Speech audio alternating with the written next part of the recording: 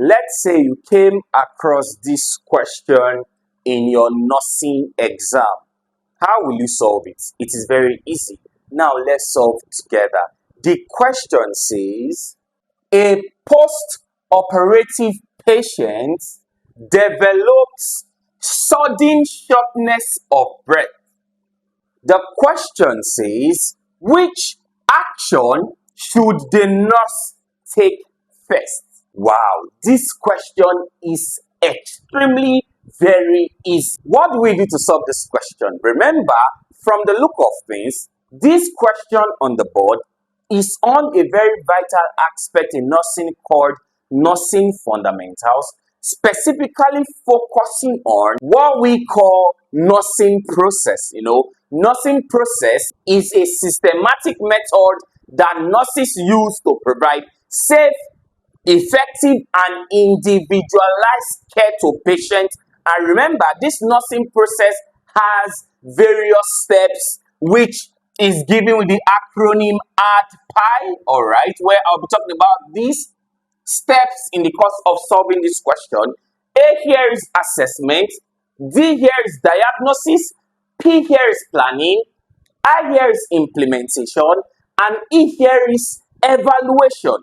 So going back to the question says a post-operative patient, meaning a patient that has undergone a surgery, are you there, or an operation. A post-operative, a patient that has done a surgery or an operation, are you there, develops sudden shortness of breath. Let's say, for instance, after the surgery, they brought the patient to the recovery room. After the patient was stable, the patient was moved to the ward. So before you know, the patient suddenly develops shortness of breath. So they're not asking us, which action should the nurse take first? Now, option A says apply oxygen. Is that the correct answer? Remember, your mind should be focused on the application of nursing process to tackle any scenario type of question in nursing, all right? We have to be critical in our thinking, all right? So listen properly. Option A says apply oxygen. Is that the correct answer? So if you apply oxygen or you administer oxygen to this patient, do you think that is the best thing to do? As you saw that the patient, developed, shortness of breath, do you think that is correct? Option B, notify the physician. Do you think that is correct as well? Option C, check the pulse oximetry. Do you think that is correct? Option D, elevate the head of the bed. Do you think that is correct as well? Now, let's discuss about this question properly. Now, moving further, remember the first step in nursing process is assessment. And during assessment, the nurse collects data.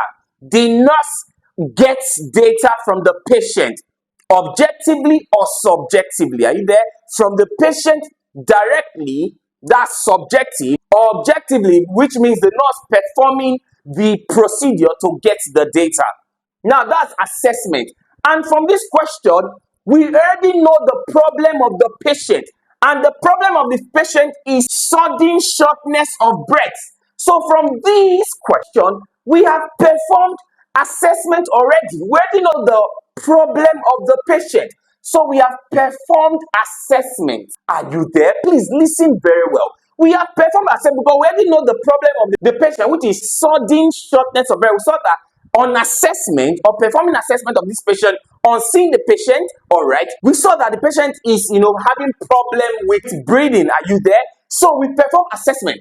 So any option here that has to do with assessment will not be the answer because we've seen the key problem of the patient. So option C says here, check the pulse oximetry. This is the nurse performing this procedure. So we don't want to do this right now because we already know the problem of the patient. Since you've seen that the patient has problem with breathing, that's respiratory distress, we don't want to perform or do more procedures to get more data because this condition is life-threatening. Are you there? So that is why option C can never be the answer to this question. You don't want to check pulse oximetry. Doing this, you are wasting more time because the question says, which action should the nurse take first? So the action you should take should be an action that will save the patient's life. Are you there? So not checking the pulse oximetry. This is, you just, putting that pulse oximeter in the patient's thumb and you read it and get the oxygen saturation and the pulse level. That is not what you are supposed to do. Are you there? Because you doing that, you're wasting more time. You are not helping the patient in any way. Are you there? Moving further, you can see that we've removed option C. So option C can never be the answer. Now, let's get into option B. Option B says notify the physician. No, we don't want to do that.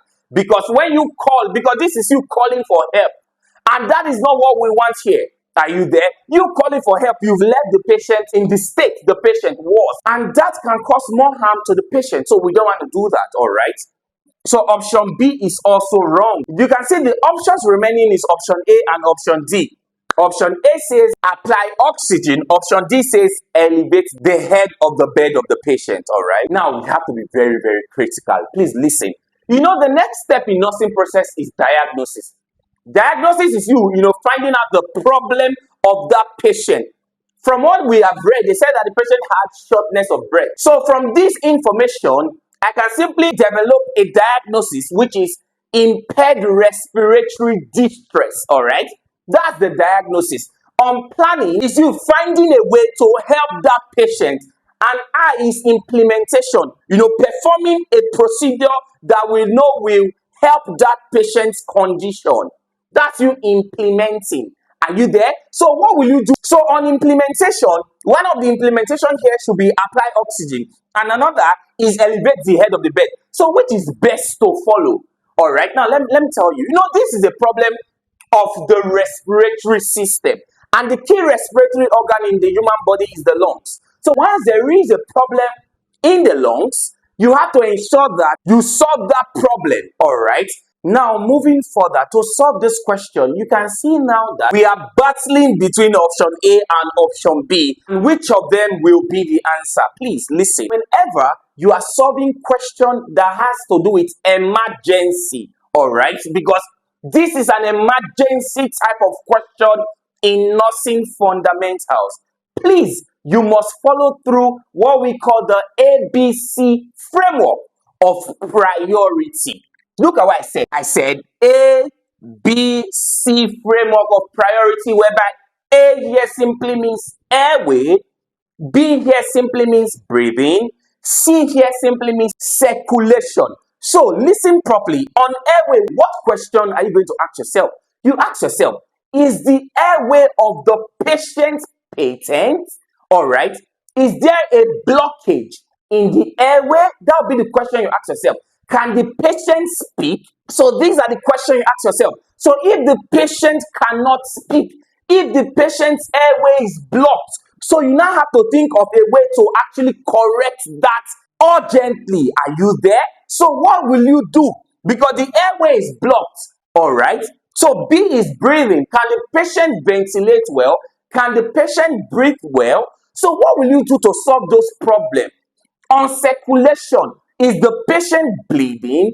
Does the patient have shock? So these are the questions you ask yourself using the ABC framework priority. Are you there? So basically, listen, I said that on airway, we ask ourselves if the patient's airway is blocked. So if the patient's airway is blocked, what will you do? Is it best to apply oxygen or administer oxygen to that patient when the airway is blocked? No, you don't do that. The airway is blocked. So when you administer oxygen to that patient, you see that patient, the air will just be accumulating to the level to which the airway is blocked. So you must find a way to solve that, blocked airway, maybe by properly repositioning of the patient. Are you there? And the best thing to do in this case is to elevate the head of the bed so as to ensure that the airway opens for proper expansion of the lungs. Are you there? Because the lungs is the key respiratory organ. I believe you are following me. You cannot just go and apply oxygen because you don't know if the airway is blocked. So best you elevate the head of the bed. So after elevating the head of the bed, so you can see this becomes the answer to the question and not option A. So option A is still wrong based on how the question is. Are you there? So after you have elevated the head of the bed, then you can now maybe administer oxygen to the patient. That will be the best thing to do. After administering of oxygen to the patient, you then check the pulse oximetry to check the oxygen saturation of that patient and the pulse level before you then notify the physician.